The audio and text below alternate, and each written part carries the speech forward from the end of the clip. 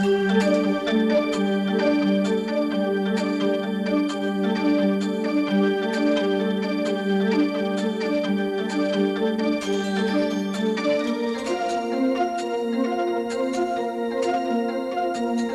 Grantham Canal runs through some of the most attractive countryside in the East Midlands.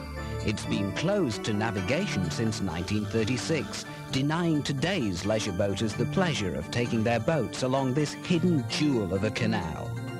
Equally, the absence of gaily painted narrowboats robs the English rural scene of much of its charm and interest. There can be few of us who've not stopped to watch a canal boat go quietly by without waving to the crew or chatting to them as they work through a lock. It's this shared experience that makes waterways so attractive and so rewarding when restored. Until this happens, the only way to see the Grantham from start to finish is by foot or from the air. As our helicopter begins its journey, you can see Nottingham Forest stand in the middle of the picture, and the Grantham Canal starts here as it comes in off the Trent just behind it. The angle of the camera regrettably hides the biggest obstruction on the original line of the canal, which is the very large junction for the Lady Bay Road Bridge, which has decimated over 200 yards of the canal. As the helicopter pilot swings round, you lose sight of the Grantham until it comes into sight again running alongside Ratcliffe Road. In the middle of the screen you can see the canal running alongside the Lady Bay area and then swinging round to go underneath the A52 at Gamston Bridge. The westbound carriageway passes over the original canal bridge, but the new eastbound side was constructed with a flat deck, another major obstruction to restoration along the original line. The canal is swinging through the back of West Bridgford, rising up via the second and third locks before passing behind the new Safeway supermarket at Gamston.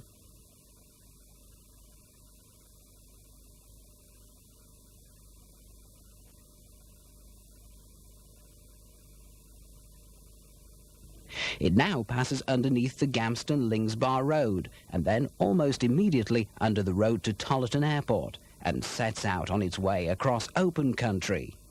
We now start to see the part of the canal that can definitely be restored, starting with the Tollerton Reach. These reaches correspond to the sections of the canal incorporated into the Grantham Navigation Association's restoration project plan.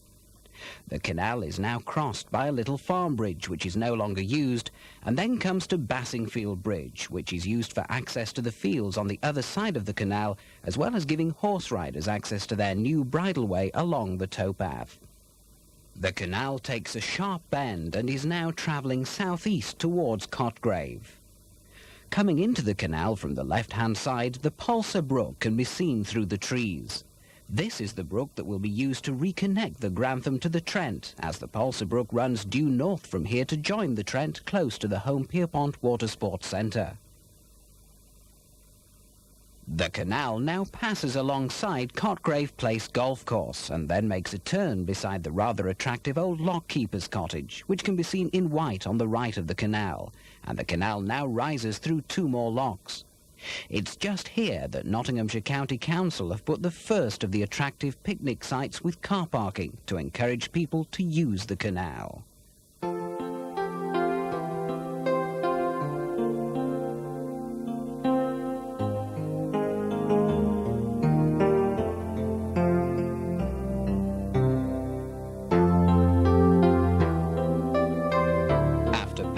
Under the main road into Cotgrave Colliery now comes into view on the left, and the canal rises through one more lock before continuing with the colliery on its left and reclaimed land on the right, where they finish tipping spoil from the colliery.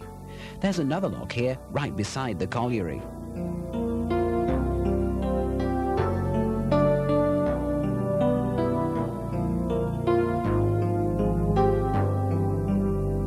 Strangely enough, this is one of the few places that kingfishers can be seen along the Grantham. In the middle of the picture is the concrete bridge that was put in to give access from the colliery site on the left to the tipping site on the right of the canal. Since Cotgrave Pit's now closed, it's highly likely this bridge can be removed and that government funding will be made available to clean up and restore this area.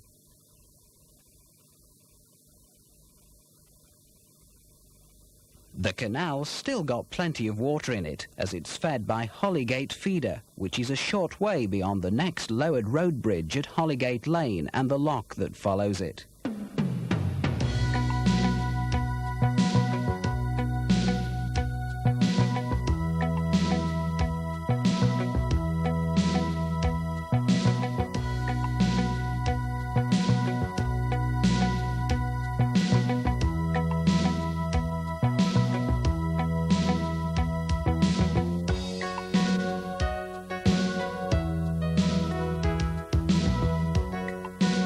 Beyond the feeder, we start to enter the section of the canal with little or no water in it, known as the dry section. This is mostly caused by fissures in the clay lining of the canal that's allowed water to leak away. Heading due north now, the canal passes under the road to Cropwell Bishop as it starts to sweep in an arc to pass under the A46. If you saw this part of the canal today, you'd actually find it full of water, as when this film was shot we were still in the middle of the drought.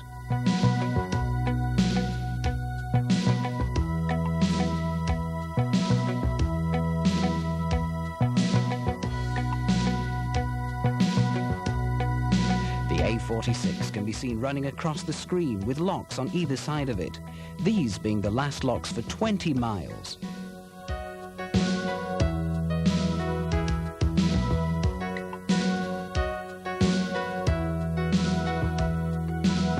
The two farm bridges seen here are little used, and it may be possible to remove them.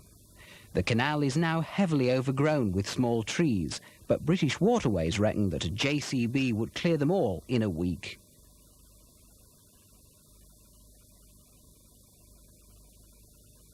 Although the water-holding capability of the canal here has probably been reduced further by mining subsidence, this section has a long history of leakage. Because of the porous gypsum bedrock, the puddle clay lining of the waterway had to be maintained in excellent condition. One of the major Grantham Canal Company bylaws, formulated in 1796, prohibited boaters from using any shaft or pole shod with iron or other metal. A heavy fine of 40 shillings would be imposed on any offenders who risked puncturing the clay bed and draining the canal. An even heavier fine of £5 was levied at any vessel which wasted water by leaving lock gates or paddles open.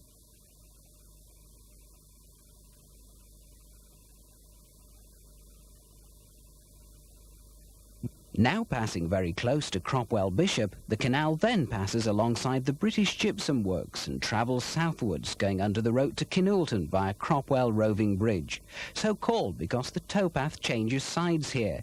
It was on the right-hand side of the canal, and now you can see it on the left. The gypsum works are on both sides, and the buildings on the left would have been part of a wharf for loading barges. This section of the canal has had the clay bed renewed, so there is water standing in the canal. Today, after a wettish winter, we can see quite a bit of water in this section.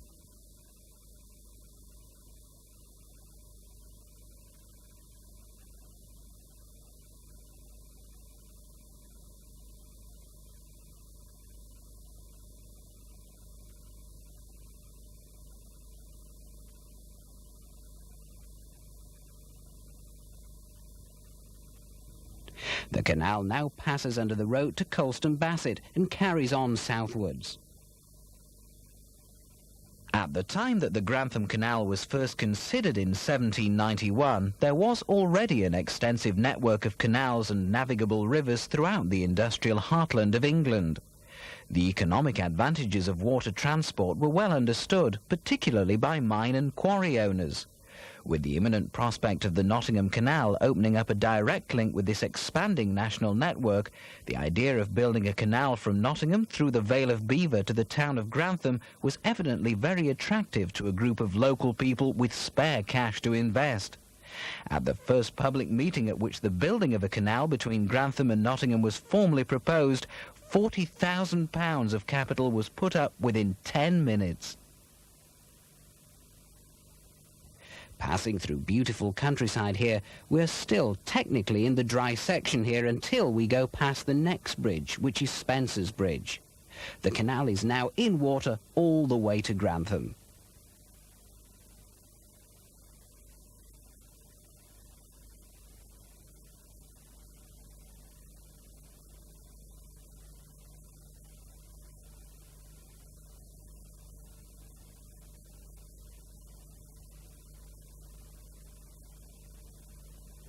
And so we pass under Mackley's Bridge and then round the corner to Wilds Bridge on a tiny lane which normally has no traffic on it, but today by a fluke we can see a couple of vehicles.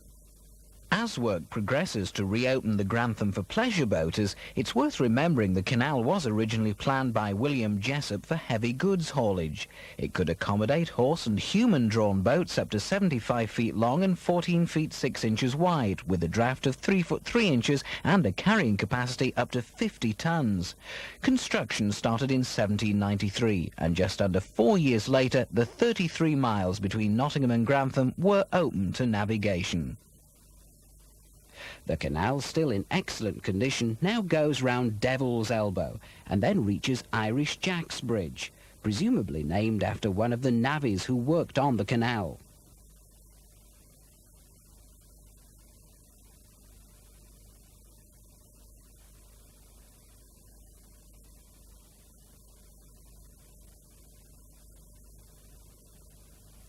We're now approaching Kinulton, with a little reed growth starting to appear.